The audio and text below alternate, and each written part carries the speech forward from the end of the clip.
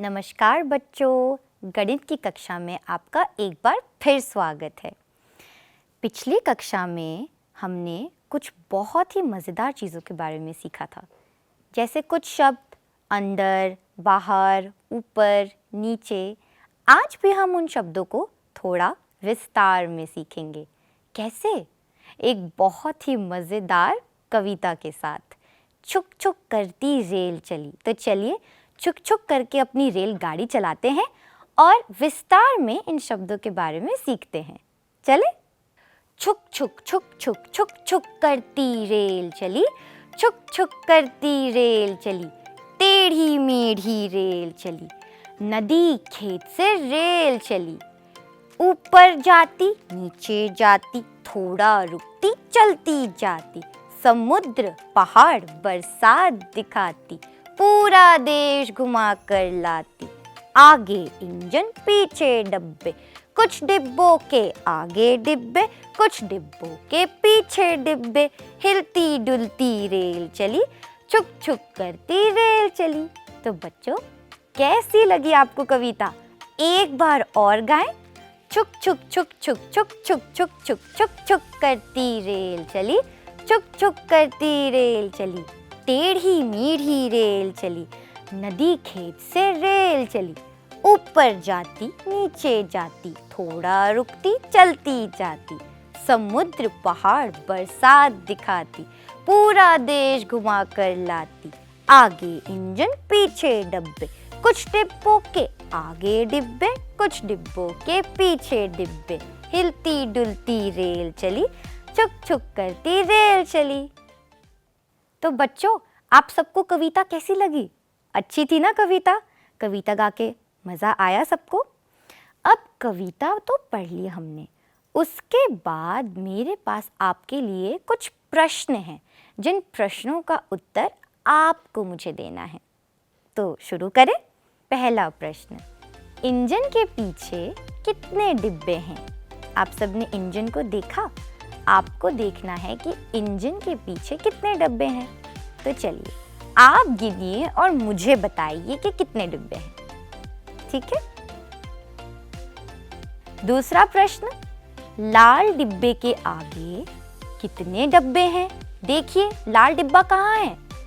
वो रहा लाल डिब्बा। लाल डिब्बे के आगे कितने डिब्बे हैं? गिनिए। 1, 2, 2 ही डिब्बे हैं लाल डिब्बे के आगे, है ना? तो इसका उत्तर क्या होगा? 2 डिब्बे। तीसरा प्रश्न, लाल डिब्बे के पीछे के सभी डिब्बों में नारंगी रंग भरिए। प्रश्न क्या कह रहा है कि लाल डिब्बे के पीछे जितने भी डिब्बे हैं उनमें आपको नारंगी रंग भरना है। भर दीजिए। बहुत सुंदर। अब आखिरी प्रश्न, लाल डिब्बे के आगे के डिब्बों में नीला रंग भरिए। ये प्रश्न कह रहा है कि लाल डिब्बे के आगे जो डिब्बे हैं उनमें आपको नीला रंग भरना है। तो जल्दी से भर दीजिए। भर दिए? बहुत सुंदर। तो बच्चों, प्रश्न करके आपको मज़ा आया और कविता करके भी कितनी अच्छी कविता थी। तो चलिए अब हमें खेल खेलेंगे। अभी हमने कौन सी कविता की? छुक छुक करती रेल चली। अब आप सबको छुक छुक करती हुई एक रेल बनानी है और खेल खेलना है। तो चलिए चलते हैं, रेल बनाते हैं।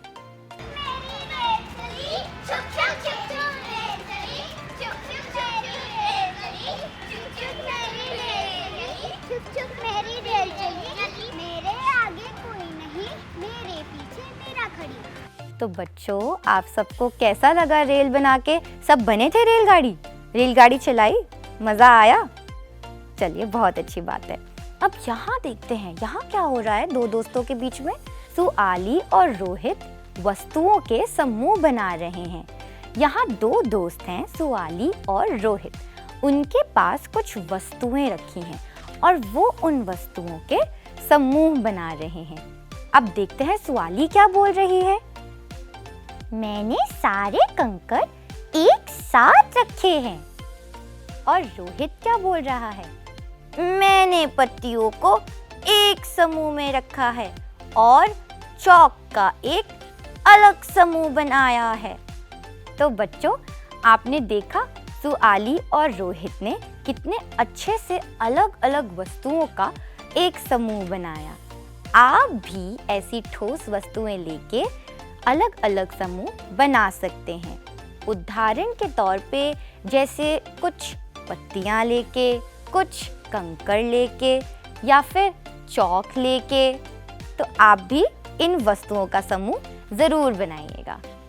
अब आगे देखते हैं कि सुआली ने और क्या किया।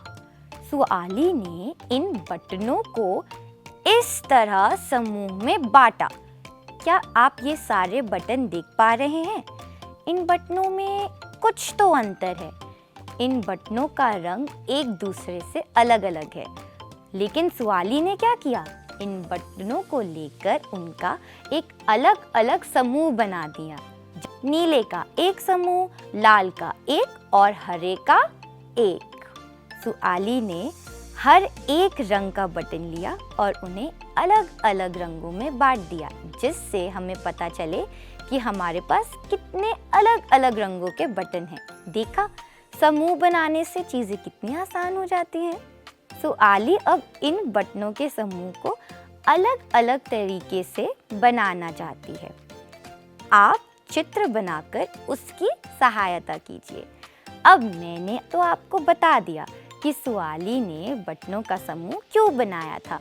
अब जो ये दूसरा प्रश्न है जिसमें आपको सुआली की सहायता करनी है, ये आप करेंगे। तो बच्चों, क्या आप सबको इतनी सारी गतिविधियां करके मज़ा आया? हमने आज कितनी सारी चीज़ें जानी।